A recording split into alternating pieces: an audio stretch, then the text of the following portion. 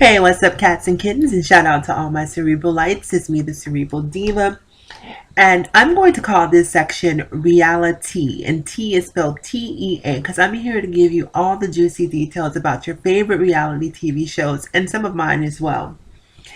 And in today's episode of Reality, we're going to talk about Black Ink Crew Season 5, Episode 15, which is probably one of my favorite episodes to date. And I'll tell you guys why in just one second. But before I delve into the episode, I do want to talk about something that I noticed midway through this season. And that is the fact that there is no Puma, and what, damn it, I can't even think of her name. Sassy. There's no Sassy this season. And it was only midway through this season that I realized that they were no longer part of the Black Ink Crew, which makes me a little sad because those are sort of the OGs. But shout out to Puma, shout out to Sassy, wherever they are. I hope they're doing well. And, as a fan of Black Ink Crew, I definitely miss their presence there. So anyhow, back to Season 5, Episode 15. Now, this episode began with Bay going on a date with the new artist, Kevin, I believe is his name.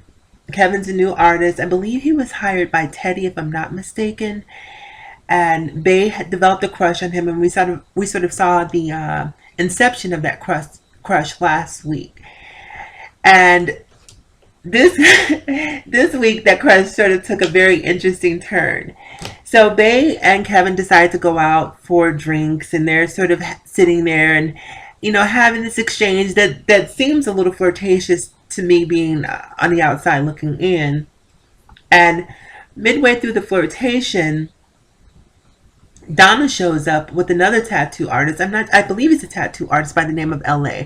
Now, LA is one of those sort of almost circus sideshow tattoo people with like the split tongue, sort of the reptilian split in the tongue, and piercings everywhere to the point that his face looks like a jewelry box, and his face is just a myriad of different tattoos, where it's just sort of, I don't know, it almost looks a little haphazard to me, as opposed to some people who actually put a little bit more thought into what they're going to tattoo on their bodies. So anyhow, Donna and LA show up, and what's interesting is that LA sort of hijacks the date from Bay, which I was completely caught off guard with. So Donna and LA, they come, they sit down. Donna sits next to Bay, and LA sits next to Kevin, who is the new tattoo artist. And he's just very, very amorous, very affectionate towards Kevin. And so my eyebrow begins to raise because typically, if I'm being completely honest, a lot of black men are very homophobic. So to see Kevin not respond or not recoil in a way that I would have expected him to was shocking. So I'm like, this is interesting. What's about to happen here? And clearly what I think is about to happen is not about to happen. And actually that's precisely what happened. So Kevin proceeds to sort of get very touchy-feely, very affectionate with LA proceeds to get very affectionate with Kevin. And then he extends his tongue to reveal that the reptilian split that I was mentioning earlier. This sort of he's had his tongue cut in half. It's different. So to resemble that of a snake. And he asked Kevin to sort of illustrate the split by putting his finger in between the split of his tongue. And I'm like, no, that's kind of different to ask another man, And I don't know what vibes LA picked up on that I was not picking up on, but I did not take this guy for gay, bi, queer, or anything. I just didn't pick up on it at all. And I feel like I have a pretty strong gaydar. But for whatever reason, he was in stealth mode, and he completely went undetected by my radar. So Kevin, puts his tongue between LA's finger, and at that point I'm like, okay, this dude is too cool with it. He is clearly down with the program, and this is about to get real interesting real quick. So LA then asked Kevin to walk over to the bar and grab a drink with him, and the two of them walk off in tandem. and leave Bay and Donna there, sort of in a state of bewilderment at what had just occurred. And while Kevin and LA are at the bar, you can see them sort of having this very intimate exchange. You know how you're really sort of in a you're invading a person's personal space, like space invaders, as I call them. So they're doing this close talk, this very intimate talk, and then you see LA go in and kiss Kevin on the cheek. And once again, Kevin had absolutely no qualms whatsoever. He seemed to be okay with it, and the two of them decide that yeah, we've had enough of this, let's go someplace else, and they leave the bar together. Now, aside from being shocked about this particular thing, I'm actually really excited, and I'll tell you why. We keep seeing bisexual women, gay women, over and over and over, pretty much in every show you can think of, every reality show. There's always some girl on girl action. Very rarely do we see two guys engaging in an intimate capacity. Very rarely, unless they're just completely gay. And that's one of the things that I really liked about the guy Kevin, is that Kevin was not stereotypically gay. Kevin is not the gay that girls are going to be like, oh yes, and honey, and Miss Thing. He's a man who happens to be attracted to men. And I think that that goes a long way in sort of defying stereotypes, because a lot of people have this notion that I know a gay man when I see one, because they only associate gay with flamboyancy. And there's a spectrum of gay. Not every gay man is going to want to carry a purse. Not every gay man is going to want to wear high heels. And shout out to those who do. Not that we're here to judge those, but I'm just saying, I think that sometimes that particular demographic is overrepresented, and the masculine gay male is underrepresented.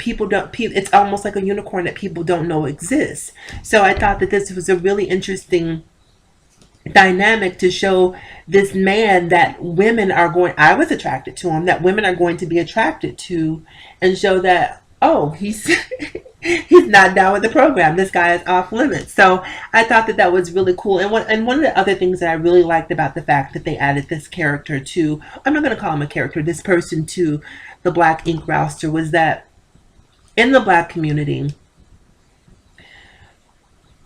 homosexuality is still stigmatized in 2017. And it needs to stop. I mean, we need to get to a place where we can allow people to live authentically and be themselves. And when you see a character like Kevin, I don't know where he's from, who his friends or family may be, but I'm sure there's going to be some sort of backlash that he experiences as a result. Now, that backlash may be tempered by the fact that he's on a TV show, and because if you're on TV, then people have a tendency to turn a blind eye to things that they may not normally agree with because they want some of your stardust. So he may not get the true vitriol that would come along with being out, but he's going to experience some nonetheless. And certainly he's going to experience some by those who want some of his stardust that he's not giving it to. So I love the fact that he's on there, he's a masculine man, and it's going to create discussions that need to happen in the Black community.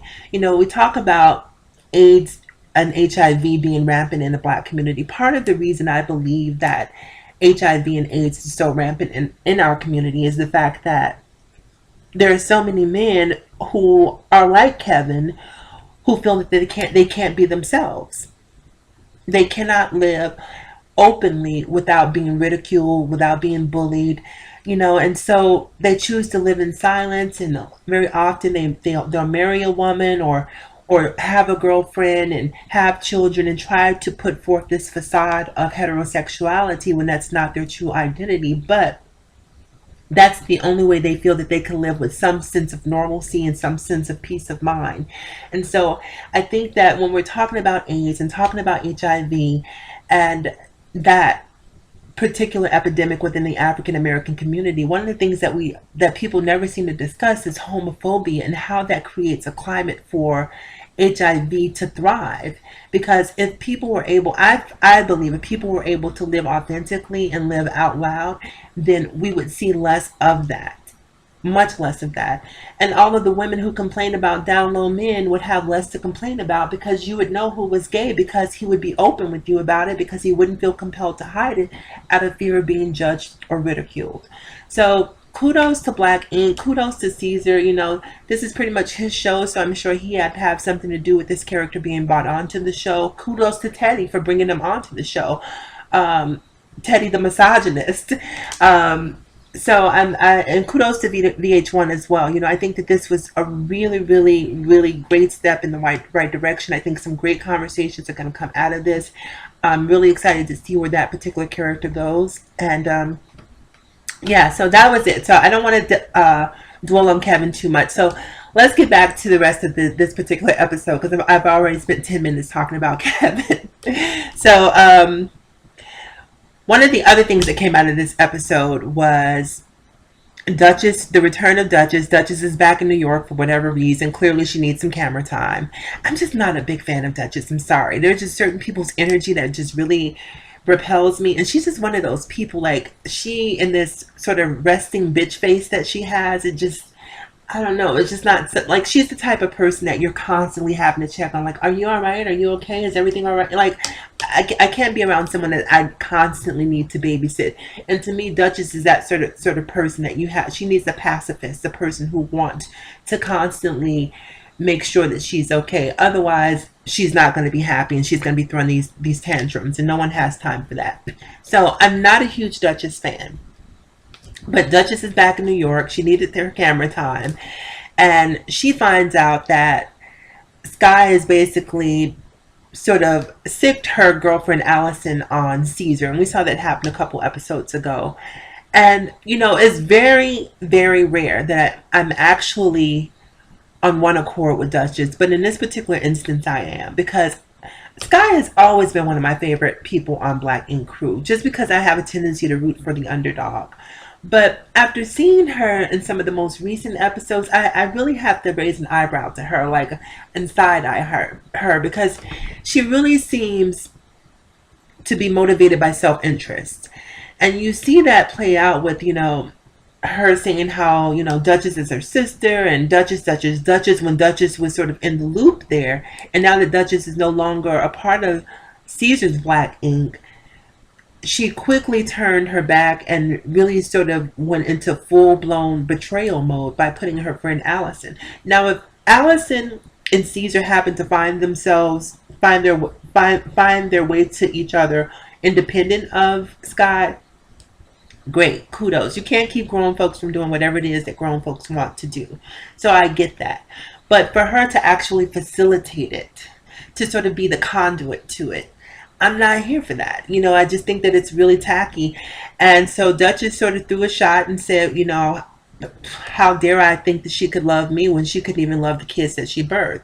Now, while I think that was a little severe and a little bit of a underhanded blow, I definitely get where it was coming from.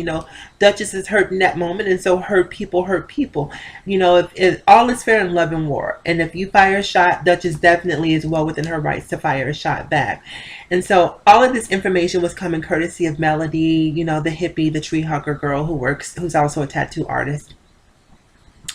And so it's going to be really interesting to see how this sort of a dynamic between Sky and Duchess plays itself out. I know that they've been recently trading barbs on the internet, and Sky has sent some threats to Duchess, some very thinly veiled threats to Duchess. And if I were Duchess, honestly, I would just get a restraining order. You know what I mean? Not that I'm afraid of you, but I'm a grown woman. I don't have any time for fighting. If you come in my face, I'm just going to shoot you, and that's going to be that. And I need the paperwork to validate why I shot you. So I would just simply get a restraining order. Use these tweets, because when you're dealing with street people, you have to know how to handle them. And I'm not going to fight with you. I don't have time to be getting bruised and cut and hit over the head with bottles. I'm just going to shoot you and wait for the cops to come. I don't have time for that. So if I were Duchess, that's pretty much what I would do, because Guy seems to be unhinged. And it's really interesting because she's unhinged on Caesar. She's unhinged on Duchess and certain people. But a few weeks back, when her ex-husband or ex-boyfriend or baby father showed up, she was quite hinged at that particular moment. So you know that she's capable of reeling it in if she really wants to. So that's that. Oh, and then we see the dynamic between Caesar and Kat and sort of the contention that's happening in that relationship, which apparently Caesar is dating Carly Red from Love and Hip Hop. So there's not a whole lot of suspense left in that relationship. We know that it didn't work out based on, what's happening on the internet right now in real time. So I don't really have much to say about that. And I think it's tacky. Look, don't sleep with people that you. There's so many people at the world. This is a real world lesson for those of us who live in the real world and not in the world of reality television. I never date coworkers. Well, fortunately for me, I work from home now. I have a home-based business, so I don't really have coworkers. But when I was in a corporate environment, that was one of the things that I made certain not to do. There was a guy who used to ask me out at work constantly. I mean, notes, flowers, everything. And I actually thought he was an attractive guy, and I definitely loved the approach. But I just knew that it was just too close to home, and if things didn't work out, it would create a very, very hostile work environment. So I opted not to. So that's that. Let me think of what else is. Oh, and in this episode also we get introduced to Duchess's new beau, the guy from the Carolina Panthers. I didn't commit his name to memory because he's not really that significant to me. I don't even think they're actually together anymore either, based on what's been happening in real time. If memory serves me correctly, they've already broken up. I'm trying to think of anything else that happened during this episode that's worth mentioning. I think I've pretty much pretty much covered all of the bases as far as I can think of. Some really interesting things happening next week. It looks like Sky and Donna are going at it. You know, Donna is like Sky. She's the underdog. She's one of those people that I root for, but she's also one of those people that you just want to put both of your hands around the neck and just shake her into consciousness, because she seems to be walking through life blind. She's been given every opportunities that she hasn't really, in my opinion, deserved, but for whatever reason she keeps falling into favor. And to me, she seems like she's her own worst enemy. So we're going to see some of that play out next week between Donna and Sky, so that'll be interesting, as well as this sort of I don't even know what to call this Kegel workout, this hypersexual Kegel workout, that workout video that Sky is producing and trying to shop. So we're going to see that next week. And also we're going to find out what happened with Richard, aka O-ish, and his girlfriend, who was called to the hospital. It looks like she could have possibly miscarried. I don't want to necessarily put that energy in the universe. I hope that's not what happens, but I'm almost certain, based on the clips, that that's probably more than likely what happened. And maybe, I don't even know if I was going to say maybe the miscarriage might turn out to be a blessing in disguise. Not that a miscarriage is ever a blessing, but this girl has a very sort of shady and checkered past. So maybe the universe is giving Richard a way out of this, and I hope that doesn't sound terrible, because that's really not the spirit that I intended it in. So anyhow, you guys, as always, in closing, remember to live better, love harder, think smarter. Be sure to check out the Black Ink Crew next week. It's me, the Cerebral Diva, signing off. Oh, and before I go, remember to like, comment, and subscribe. And you can follow me across all social media platforms. That's Facebook, Instagram, Twitter, Snapchat. And I'm Cerebral Diva on every single platform.